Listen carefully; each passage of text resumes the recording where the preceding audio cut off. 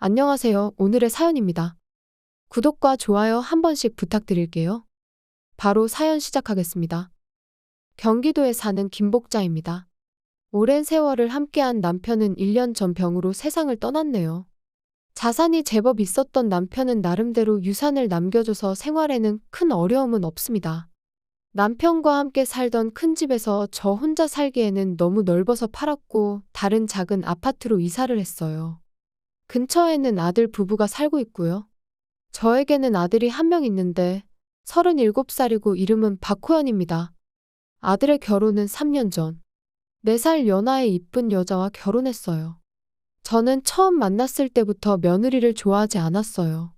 전업주부가 되겠다고 선언하는 건 상관없지만 용돈을 얼마 달라고 한다든지 생활비 사용처에 간섭하지 말아달라든지 처음부터 돈에 대한 집착이 강해 보였기 때문이에요. 아들은 완전히 반한 것 같았고 용돈도 원하는 대로 주는 것 같았어요. 아들의 수입에 비하면 다소 많은 액수라고 생각했던 기억이 나네요. 그런 며느리는 제가 근처로 이사 온 후 우리 집에 자주 놀러 오기 시작했어요. 그 속셈은 저를 쇼핑에 이용하기 위해서였죠. 같이 바람 쐬러 가자고 하고서는 저와는 상관없어 보이는 백화점으로 데려가서 거기서 이것저것 만지작거리다가 결국은 저보고 갖고 싶은데 돈이 없다며 저에게 애교 섞인 목소리로 앙탈을 부리는 거예요. 점원 앞에서 눈치가 보여 사줄 수밖에 없어 결국 사주게 되는 것이죠. 만약 아들과 함께 쇼핑했다면 아들이 과연 사줬을까? 저는 비싼 가격에 놀라 한번 생각해 봤어요. 그 밖에도 오늘은 집에서 쉬자고 할 땐 항상 값비싼 배달 음식을 시켜요. 저 혼자라면 저녁에 먹다 남은 음식 데워 먹으면 되는데 굳이 이렇게 비싼 걸 시켜달라고 하니 잔소리라도 하고 싶지만 며느리가 저와 먹는 밥은 너무 맛있다고 웃으며 말해서 차마 화낼 엄두가 나지 않았어요. 제가 화를 낸다면 왠지 지는 것 같은 기분도 들었고 결국 아무 말도 못한 거죠. 며느리는 아들과는 어떻게 지내는 걸까? 평소 식사라든가 집안일이라든가 쇼핑이라든가 궁금한 게 많아서 한 번은 아들에게 물어본 적이 있어요. 그랬더니 아들이 매일 자기를 위해 맛있는 밥도 해주고 집안일도 완벽하게 하고 있다고 하는 거예요. 아들의 말투에서 거짓말처럼은 느껴지지 않았어요. 하지만 정말 며느리가 하는 건가? 그런 의문이 들었어요. 그리고 제가 사준 화장품 등은 어떻게 쓰고 있는 걸까? 제대로 사용은 하고 있는 걸까? 그래서 아들에게 며느리가 화장품은 어떤 거 쓰는지 물어봤는데 아들은 그런 건 왜 물어보냐며 남들처럼 평범하게 쓰는 것 같다며 딱히 비싼 건 안 쓰는 것 같다고 했어요.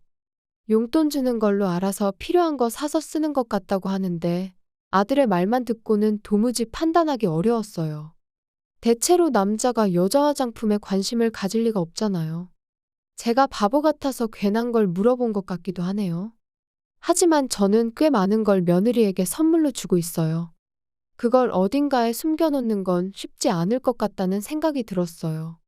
하지만 전업주부라면 나름대로 숨겨서 보관하는 것도 가능하지 않을까요? 제 아들이 좀 둔한 면도 있어서 쉽게 속일 수 있을 것 같기도 한데 말이죠. 역시 며느리에 대한 불신은 지워지지 않네요. 그러던 어느 날입니다. 제가 집 근처에서 쇼핑하고 있는데 며느리가 걸어가는 걸 봤어요. 꽤 화려한 옷차림을 하고 있었고 화장도 제가 사준 걸로 한 것 같았어요. 화장을 꽤 이쁘게 하고 있었거든요. 이런 시간에 이렇게 화려하게 차려입고 어디로 가는 거지? 아들이라면 분명 아직 회사에 있을 텐데. 그때 약속이라도 한 건지 외제차 한 대가 다가왔고 며느리는 그 차에 올라타고 가버렸어요. 운전석엔 어떤 사람이 타고 있는지는 안 보였지만 사라져가는 차의 뒷모습을 서둘러 폰에 담았어요. 분명 뭔가 도움이 될 때가 올 것 같았거든요. 며느리가 낯선 차를 타고 사라진 걸 본 지 한 달 가까이 지났어요. 오늘도 어김없이 우리 집에 찾아온 며느리. 오늘도 비싼 점심을 사달라고 하려나? 그런 생각을 하고 있었어요. 그런데 며느리가 목마르다고 하더군요. 보통 시어머니와 며느리가 있으면 며느리가 마실 걸 준비하지 않나요? 상식이 없는 며느리라 어쩔 수 없이 저는 소파에서 일어나 차를 끓이려고 했어요. 그때입니다. 갑자기 현기증이 나면서 무언가를 잡으려고 손을 뻗다가 그대로 넘어지고 말았어요. 더군다나 넘어지면서 머리를 부딪히는 바람에 머리를 다쳤어요. 의식이 흐릿한 상태에서 저는 며느리를 향해 구급차를 불러달라고 말했어요. 당황한 며느리는 일단 구급차를 부르는 듯 했지만 이내 침착함을 되찾고 구급차 요청을 취소해버렸어요. 분명 전화통화로 구급차 취소한다는 걸 똑똑히 들었거든요. 저는 당황한 얼굴로 며느리를 쳐다봤는데 그러자 며느리가 제 폰을 가져가며 구급차 부를 생각하지 말라며 잘 있어라고 말하고 웃으면서 집을 나가더라고요. 저를 완전히 내버려 두고 가버린 거죠. 어떡하지? 이대로라면 며느리의 생각대로 큰일이라도 생길 것 같았어요. 하지만 머리를 부딪힌 충격이 너무 커서 이내 의식이 끊겨버렸어요. 근데 며느리는 단 한 가지 실수한 게 있었어요. 바로 현관문을 잠그는 걸 깜빡하고 간 거죠. 다행히 이게 저를 구할 수 있는 계기가 되었습니다. 다음 날, 며느리는 우리 집에 찾아왔어요. 그런데 놀랍게도 며느리는 안면이 창백해졌어요. 왜냐하면 제가 집에서 활기차게 활동하고 있었기 때문이죠. 여길 다시 왔어? 그렇게 말하면서 며느리에게 다가갔어요. 며느리는 너무 놀라서 소리를 지르며 그 자리에 주저앉았어요. 그러자 며느리에게 다가간 사람은 웃기 시작했다고 해요. 그리고는 자기는 저와 쏙 빼닮은 제 언니라고 말한 거죠. 저에게는 안경을 쓴 것 빼고는 정말 저와 닮아서 쌍둥이로 착각할 정도의 언니가 있어요. 언닌 한 달에 한 번씩 우리 집에 놀러 와요. 어제가 그날인 거죠. 언니는 인터폰을 눌렀는데도 제가 보이지 않아 현관문을 열어봤대요. 그런데 평소에는 잠겨서 열리지 않아야 할 문이 쉽게 열렸다네요. 그건 며느리가 안 잠그고 갔기 때문이죠. 이상하다고 생각한 언니는 안으로 들어왔고 쓰러져 있는 저를 발견했어요. 곧이어 구급차를 불러서 저를 병원으로 데려다 주었어요. 병원으로 이송된 지 몇 시간 후에 저는 병원에서 깨어났고요. 언니가 아들한테 연락했고 아들은 병원으로 달려왔어요. 하지만 며느리는 말과 행동이 이상해서 며느리에게는 제가 괜찮다는 사실을 알리지 않았대요. 또 다른 위험을 예방하기 위함인 거였죠. 저는 머리를 맞은 것에 비해 생각보다 가벼운 상처를 입었어요. 의사 선생님은 제가 부딪힌 곳이 콘크리트나 아스팔트가 아닌 카페트 위였기 때문이라고 하더라고요. 그리고 아들과 누나에게는 진실을 말해주었습니다. 제 말을 듣고 두 사람은 분노에 휩싸였어요.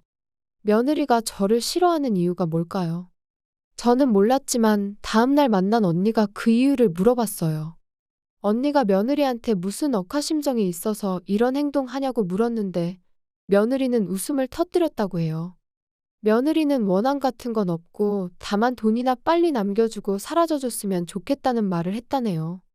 이 얼마나 무서운 말인가요? 제 돈을 노리고 집에 놀러 온 건 알고 있었지만 유산을 이런 식으로 노리고 있을 줄은 정말 꿈에도 몰랐어요. 남들보다 조금 더 많은 유산을 갖고 있으면 이런 일도 겪을 수 있구나. 저는 정말 슬펐어요. 사실 저와 아들은 옆방에서 모든 걸 다 듣고 있었어요. 병원에서 검사한 결과 아무 이상이 없어 오늘 아침 퇴원했기 때문이죠. 그래서 아들은 방을 뛰쳐나왔고 아들은 뺨을 한 대 때리며 감히 그런 말을 할 수 있냐며 화를 냈어요. 하지만 며느리는 표정 하나 안 바뀌고 때릴 테면 때려보라고 하더라고요. 저도 곧이어 방에서 나와 며느리에게 말했어요. 너가 하는 말 다 듣고 있었어. 나는 너를 진심으로 대해주려고 했는데 악마가 따로 없구나. 내가 넘어질 때 잡아주는 척하고 날 오히려 바닥으로 밀친 거 내가 기억 못할 줄 알아? 그러자 며느리의 얼굴이 새파랗게 변했어요. 그때 며느리의 얼굴은 결코 잊을 수가 없네요. 무언가에 홀린 듯 환하게 웃고 있었거든요. 잊고 싶어도 절대 잊을 수 없는 얼굴이에요. 그리고 아들은 며느리에게 이렇게 말했어요. 이 일은 이미 경찰에 다 말해놨으니 조만간 조사받아야 할 거야. 그리고 지금까지 잘도 속이고 있었네. 아들은 가방에서 서류 뭉치를 꺼내는데 거기엔 며느리의 행적이 담긴 사진들이 있었어요. 사실 한 달 전에 제가 본 며느리가 처음 보는 외제차를 타고 간 것과 그때 찍은 사진을 아들에게 건네줬었거든요. 어라, 들켰네. 들켰다고 말하는 건 이미 모든 걸 인정한다는 거겠죠? 며느리는 1년 전부터 바람을 피고 있었고 상간남은 유부남이더라고요. 저한테 백화점 가서 사달라던 옷과 화장품들은 바람 필 때 사용했던 거였죠. 선물로 사준 게 바람 피는데 사용됐다고 생각하니 정말로 기분 나빴어요. 게다가 그 유부남의 와이프는 임산부라고도 하더라고요. 그런 와이프를 두고 바람 피우는 남자도 어이없지만 그런 남자를 만나는 며느리도 도저히 이해 불가였어요. 아들은 며느리 보고 인간 쓰레기라며 분노하는데 며느리는 자기는 아무 잘못한 거 없다고 오히려 떳떳해했어요. 우리 모두는 며느리의 첫마디에 깜짝 놀랄 수밖에 없었죠. 나는 정말 아무 잘못 없어. 왜냐면 지금 내 삶에서 어디서 보람을 찾으라는 거야? 전업주부가 이렇게 재미없는 건지 정말 몰랐어. 종일 집안이라고 남편만 오매불만 기다리고 나랑 전혀 맞지 않아. 그러니까 조금 노는 것 정도는 괜찮지 않아? 그리고 어머님은 돈 쓰는 재미를 몰라서 정말 별로였어. 난 고백받아서 만났을 뿐이니까 나한테 뭐라고 하지 마. 분명 전업주부가 되고 싶다고 한 건 며느리였는데 지금 와서 별로라고 하다니. 아무도 며느리의 외침에 공감하는 사람은 없었고 그때 때마침 인터폰이 울렸어요. 나가보니 경찰관이 있었어요. 아마도 며느리를 연행하러 온 것 같았어요. 그로부터 얼마의 시간이 지났을까? 우선 아들 부부는 곧바로 이혼이 성립되었어요. 이혼하면서 며느리에게 위자료 청구도 했고요. 그 상간놈한테도 당연히 청구했고요. 그리고 저는 정식으로 며느리한테 소송을 걸었어요. 저를 위험에 빠뜨리게 한 것에 대해 말이죠. 며느리는 친정집에 이 모든 사실이 들키면서 인연이 끊어진 것 같더라고요.